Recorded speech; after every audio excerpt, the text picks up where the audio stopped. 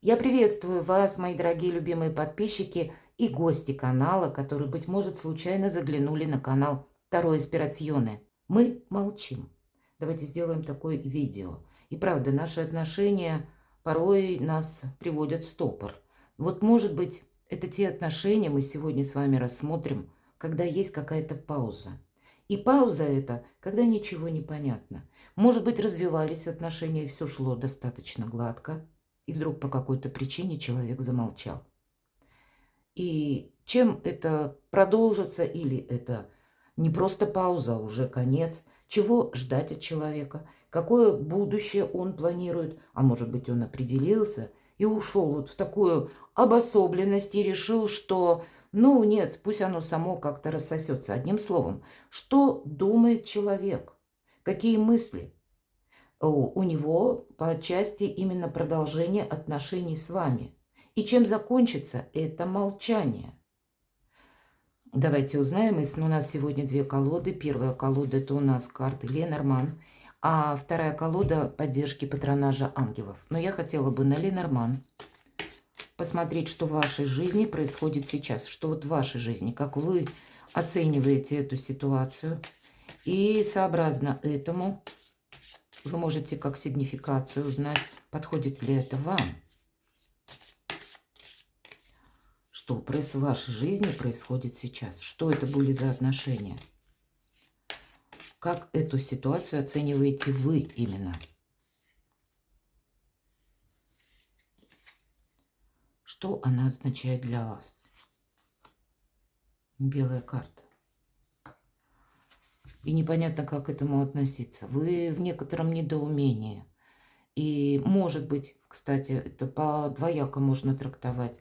С одной стороны, может быть, ваши отношения, они были достаточно непродолжительные, вы еще не успели друг друга узнать, и поэтому, а может быть и продолжительные, но человек такой, что вы уже поняли, что нет, тут задача с тысячу неизвестных, это какое-то математическое уравнение, которое не поддается логическому решению, может быть и так.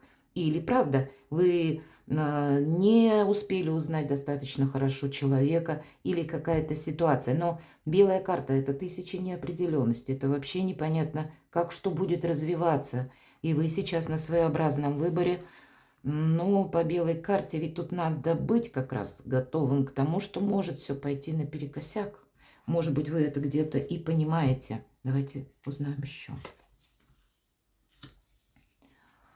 Но есть какие-то воспоминания, которые достаточно приятны. И я могу предположить, вот эта пауза, она для вас совершенно неожиданна. По букету это приятное общение, приятное времяпрепровождение, по крайней мере. И даже если меня смотрят люди семейные, может быть, и вот подобная ситуация, так тоже бывает, в семье возникла, и вы можете у себя спрашивать, ну не может же вот так вот в ноль все закончиться после того, что между нами было. Может быть, после стольких лет. Или у кого-то, пусть это было не очень много лет, а какой-то свой период, но достаточно приятный период. И вы в недоумении, что ну так, наверное, не бывает. У кого-то могут быть отношения на расстоянии, точно, по аркану звезда. Вы не вместе. Где-то далеко. И у кого-то проиграется интернет-знакомство, мои дорогие. Будьте внимательны, потому что тут человек, как, знаете, за кулисами. Он как будто для вас, словно в тумане, очертания есть, никакой конкретики нет. Это хоть и белая карта, но лошадка может оказаться темной. Можно ждать всего чего угодно. Или, если мы говорим, кто-то меня смотрит, допустим, пусть у вас даже был союз или даже семья, но волею судьбы вам пришлось разъехаться. Вы сейчас находитесь в разной местности, может быть, даже в разных странах. Нет возможности встретиться. Ну, а по каким-то мессенджерам писать, это не всегда полная картина. И вы тоже где-то начинаете сомневаться, к чему или чем закончится наш союз. Ну и правда, мы живем в такое время, что тут просто иногда обстоятельства людей разводят. Или вот это самое расстояние. Давайте что еще? Что вы думаете, что у вас сейчас? Знаете, хочется вам, я могу сказать, когда совы выпадают, вам хочется подвести все к какому-то логическому итогу. Вам хочется с этим разобраться, уйти вот от этих неопределенностей. Может быть, это длится достаточно такой немалый период, и где-то вам, ну, действительно, вам это либо надоело, либо вас внутреннее это состояние измотало. И иногда, знаете как, вы могли, допустим, ну, по разным причинам, если бы вы на расстоянии, если вы общаетесь через мессенджеры, если в каких-то, будь то там Facebook, Instagram, вы могли увидеть, что человек выкладывает какие-то сообщения, может быть, вы их оцениваете как не совсем приемлемые, или человек с вами молчит, но при этом вы видите, что он продолжает с кем-то другим общаться, и для вас тогда вообще недоумение, как это вот, почему мне не ответить. Может быть, как раз и это, что продолжение существует для человека, но почему-то не в вашем направлении. Вас как раз и наводит на разные мысли, что я иду словно в темном лесу, и я даже не знаю, чего мне теперь ожидать. И, может быть, вот это молчание, оно для вас как крик: «Мне надоело это». Может быть, вы долго как раз и ждете. Вам хочется действительно что-то прояснить.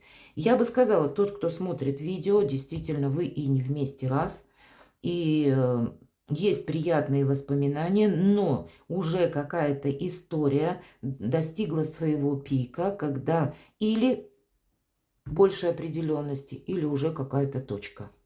Я достану еще одну карту для вас. Да, хочется вымести ссор из избы. Хочется избавиться от ментального мусора. Имеются в виду как грустные мысли или просто завершить то, что не может быть продолжено. Потому что, скорее всего, вы понимаете, я могу еще очень долго зависать в этих отношениях, но ничего не будет развиваться. Вот где-то такие мысли. И я еще могу сказать, что вы уже в душе своей какой-то итог подвели. Скорее всего, так. Но поскольку было все хорошо, или последняя встреча была более чем приятная, или последнее общение, то тогда непонятно, почему так резко произошли изменения, откуда взялись эти молчания.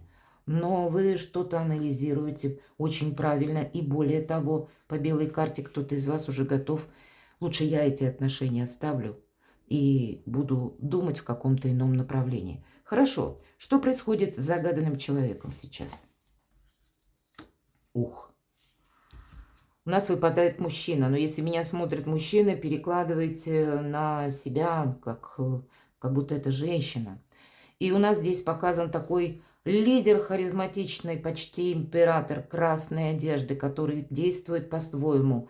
Есть два мнения, мое и неправильное, где-то с элементами эгоизма, может быть, характера, и у вас еще тут что-то как не определяется, или вы уже где-то готовы к новым отношениям, а он может думать, что нет, все равно будет так, как я захочу. Вы знаете, тут может быть у кого-то даже вот такой психологический тип человека, ему могло, к примеру, что-то не понравиться за последний период вашего общения. Он мог обидеться, он разобидеться мог на весь мир. И теперь таким образом своим молчанием вас наказывает как будто. Да, есть, увы, и вот такие личности тоже встречаются, и он как будто я не могу первый идти на какой-то контакт. И даже если с вашей стороны уже какие-то контакты были, а он находится в молчании, ну, значит, вполне вероятно, он все равно прогибает какую-то свою ситуацию. Он на своей волне определенно. Хорошо, что сейчас происходит. Вы знаете, вообще человек, вот насколько он себя может так вот позиционировать, или, может быть, он имеет такие, как шаблоны поведения, навязанные с детства, к примеру, родителями, конкретно отцом или матерью. Все зависит от того, кто меня смотрит, да, и на кого. Когда я должен быть вот как кремень, я должен настаивать на своем. А на душе-то там совсем по-другому. Душа-то просит другого. Но вот где-то это эго. Оно не как будто заглушает подсказки его шестого чувства, какие-то воспоминания, может быть, из детства, которые берут начало. Он абсолютно уверен, что он действует правильно. Я бы сказала, что тут у человека это беда, когда он считает, что нужно именно действовать так, как вот он принял решение. Его как какой-то, знаете, как, или если не напор, то стойкое непринятие чего-либо или твердое намерение, цель делает из него сильного человека, а на самом деле нет, потому что эта карта в этой колоде карт, у нас двойные карты, и здесь больше идет наше эго. Это то эго, которое не греет душу, ни его душу, ни вашу, а в душе ребенок. Или какие-то воспоминания. Он как раз может и вспоминать, как ему было хорошо. Было хорошо с вами, потому что он чувствовал себя как ребенок. Какая-то мечта была близка к его осуществлению. То, что просила его душа, приятное общение – когда рядом с вами можно было не суетиться. Вы задели какие-то тонкие струны его души, но он не привык жить по игре этих струн. Его, может быть, рационализм и логика заставляет идти вперед, и он упирается, будет все равно до последнего где-то руководствоваться тем, что для него, ну, как какой-то шаблон поведения. И он настолько силен, что он не слышит подсказок, ни интуиции, ни своей души. Хорошо, что у него еще происходит? Человек может находиться в своем доме или где-то в той обстановке, где для него сейчас достаточно, ну, комфортно. Или он, если вы действительно, тут у каждого по-своему, если вы на расстоянии, и он где-то проживает, понятно, что есть место жительства, понятно, что есть дом, он может обустраивать или делать свое жилье более комфортным по карте якорь. Но, в принципе, если мы говорим, что он делает или действует, да ничего. Стоит на якоре. И ему сейчас, в принципе, надежно, удобно, хорошо, точно. Вот карта дом как раз это значение дополняет. Он себя сейчас, вот понимаете, как будто у человека, он оценивает жизнь так. Есть те чувства, эмоции, моя активность, которую транслирую людям. А есть то, когда я бываю сам собой. Вот этот ребенок, я оставляю его только для дома. И когда я могу оставаться наедине, может быть. Или когда я могу оставаться только со своими близкими, и то не со всеми, наверное. Но, в принципе, у человека стабильный период жизни. Вопрос, чего же он молчит? Ну вот разве что это эго. И вот эта карта как раз Аист-1. Вы знаете, этот человек может быть словно отшельник. По этой карте может быть и желание, когда человек, к примеру, если закоренелый холостяк, он выбирает одиночество. Ему так привычно, ему так надежно, ему так более комфортно. И знаете как, может быть, у него не первая это подобная с вами история, и он всегда так поступал перед тем, как он завершал отношения. Потому что, словно, вот есть прописанное в этой колоде карт, словно аист улетает, взмахнув крылом и оставив лишь надежды на лучшее. И он остается один, как я уже сказала. Одинокая карта, не два аиста в гнезде, а именно один. И здесь у нас такой харизматичный лидер. Мы к гороскопу не привязываемся, потому что это может проиграться абсолютно с любым человеком. Вот такие энергии. И поэтому, видимо, для него какой-то сценарий более чем ясен. Обратите внимание, ваши карты. Белая карта и карта метла, финиш. А для него все своим чередом. Он всегда действовал так. И, в принципе, я могу допустить такую мысль, что ведь человек в себе уверен. И вполне вероятно, он уверен в том, что если в какой-то период жизни он ведь оставил надежды на лучшее, оставил, что же вам еще нужно. Но он не предполагает, что вы из этих пустых надежд уже веник приготовили, сплели, мои дорогие. подметете все, что осталось, и выбросите вместе с этой метлой. Понимаете как? Вот этого человек не предполагает, что вам сейчас тяжело, у вас какой-то мрак. У него же все хорошо, он же ориентируется на себя и думает, что если я вдруг в какой-то период времени решусь, я всегда могу вернуться. Хорошо, мы сложим эти карты. И давайте раскроем эту историю на колоде Таро. Нам обрисовали, если вам это подходит, тогда мы идем дальше. Что вы чувствуете, вы знаете, но давайте мы узнаем, что же теперь как человек видит сигнификацию вас и самого себя. Это мы так в целом, как он, что у него сейчас происходит. А вот как он сигнифицирует свою личность, так вот, если по-честному, или ваши отношения, как он видит. Это вы, а это он, ну или она. Что думает человек о вас? Или что происходит с вами, по его мнению, как он вас себя представляет?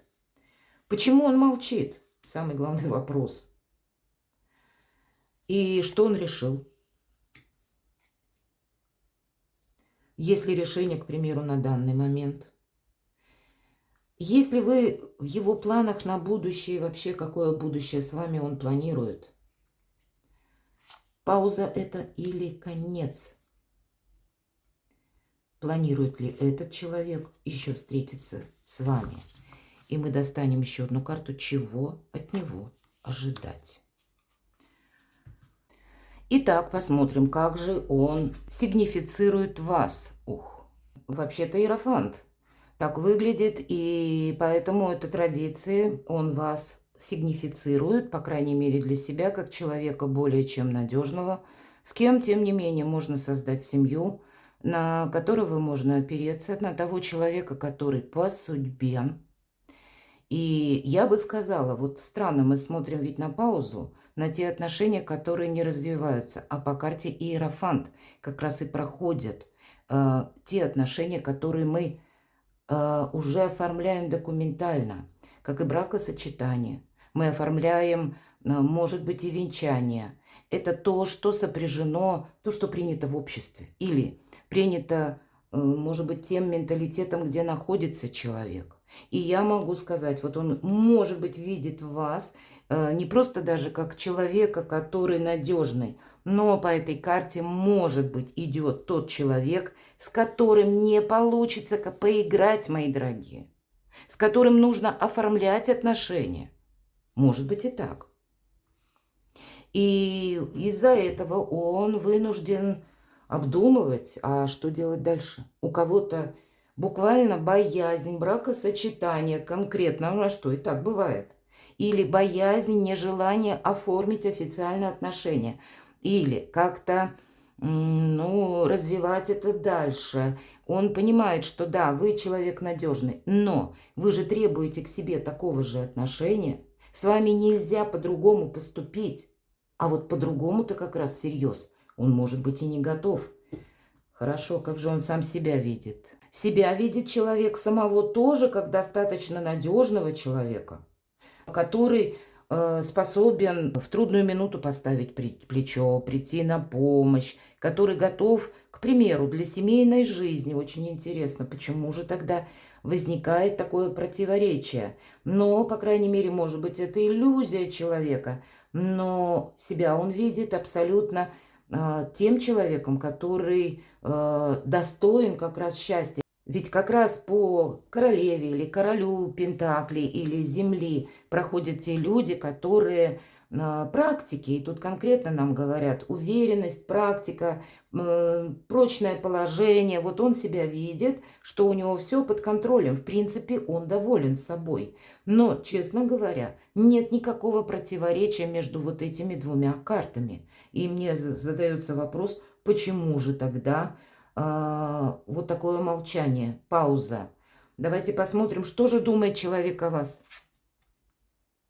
А правда, могла быть обида. Могла быть какая-то сделана вами ошибка, или человек воспринимает это как ошибку, или он где-то драматизирует чересчур какое-то событие, или, может быть, вашу фразу, что-то ему в вас могло не понравиться, или он мог на вас обидеться, потому что вы недостаточно внимания ему уделили, как он себе это представлял. Пятерка воздуха – это очень мелкая карта, это вообще ни о чем.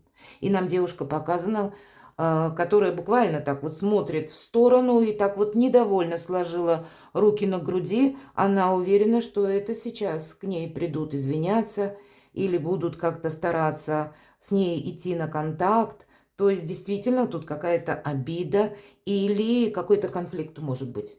Конфликт, когда вы, может быть, и не видите этого конфликта, но человеку реально что-то не понравилось, что-то пошло мне по ему плану. И по этой карте, это знаете как, он думает о вас так, что это вы какая-то непримиримая или какой-то, что это вы как будто, да, вот хотите с одной стороны сделать все по традициям, или вы хотите вот, чтобы было по-вашему, но может быть у человека какие-то свои планы. И вообще, честно говоря, я даже затрудняюсь сказать с учетом двух карт, которые в одной энергии, на что можно было обидеться или из-за чего можно было создать какой-то конфликт. Или, знаете, я тогда, вот исходя уже из 3 карт, я могу сказать так, человек ищет причину. Вот ваша сигнификация, ведь он это понимает. 5-я карта, именно Иерофант, не к чему прицепиться. Это тот, который все знает, это мудрый человек, это духовный наставник, это духовный учитель. Но вот прицепиться не к чему, но все же, если мы говорим уровень, королева Пентаклей или Земли, она ниже уровнем, чем карта Иерофанта. Вы несколько выше его, ну, может быть, кто-то и по социуму, может быть, вы очень разные, может быть, вы говорите на разных языках. Может быть, это те отношения, когда вы действительно лидер. У нас выпадала карта в колоде Ленорман, где он хочет быть лидером, да, но он не дотягивает. И может быть вот это противоречие в его душе, неважно кто смотрит меня сейчас, девочки или мужчины, как будто как соревнование человек не может согласиться, что вы более способны, что вы более талантливы. И неважно, какое ваше материальное положение сейчас, неважно, в какой ситуации тяжелой вы сейчас, быть может, находитесь, ведь, опять же, Иерофант. Он не нуждается в чьем-либо одобрении. Он Иерофант. И он найдет 1001 выход из любого положения, потому что это человек мудрый. Поэтому я, анализируя 3 карты, могу сказать так. Человек действительно ищет причину. Давайте пойдем дальше. Почему же он молчит? Он или она? Вы знаете, у человека 10 кубков. У него сейчас все хорошо. И кто-то смотрит. Нам ведь колода Ленорман тоже сказала о том же.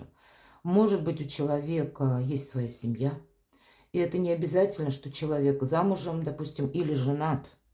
Но может быть и разведен.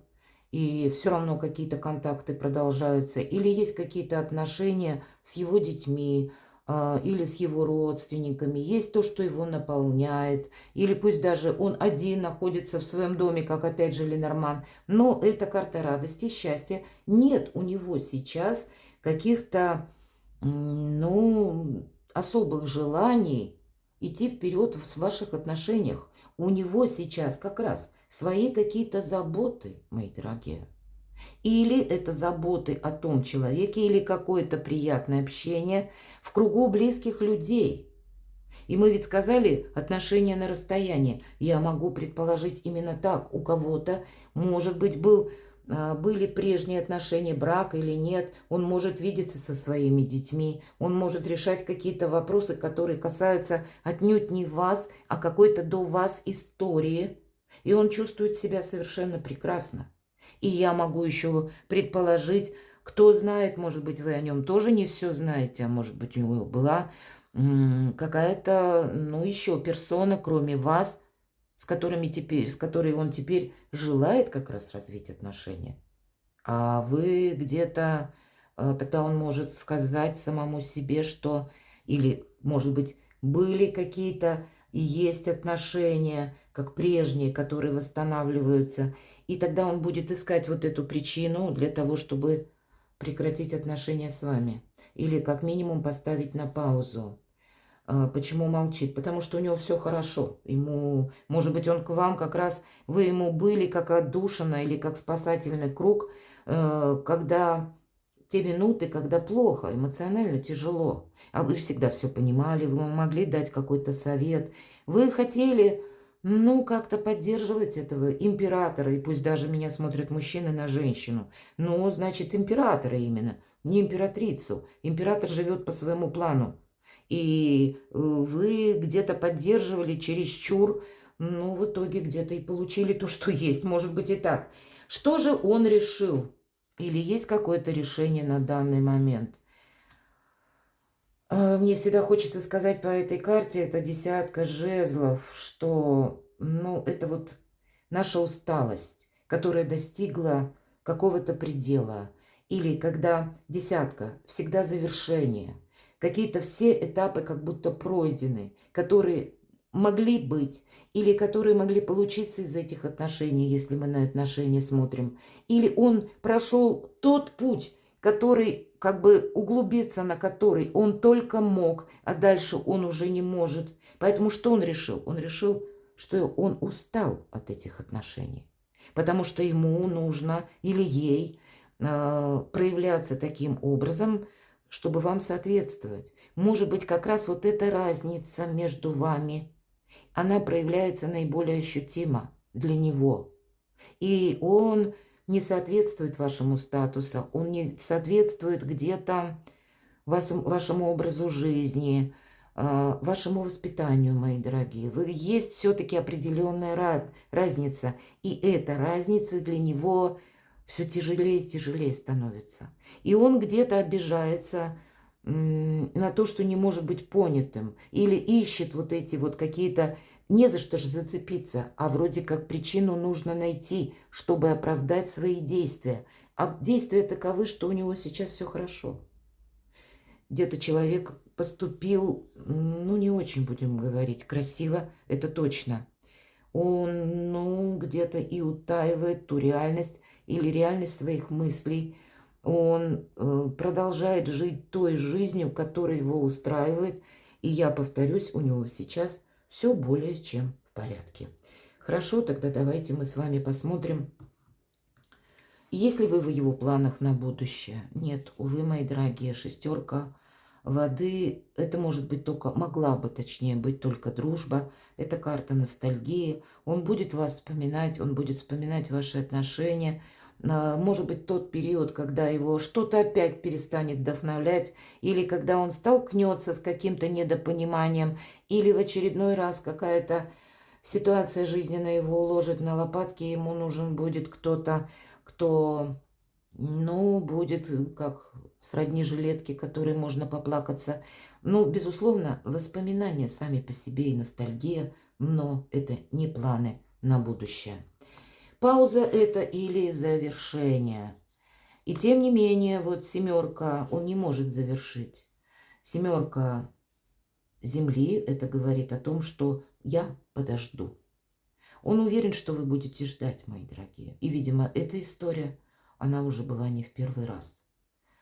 Его сейчас все устраивает, поэтому у него нет необходимости с вами выяснять отношения.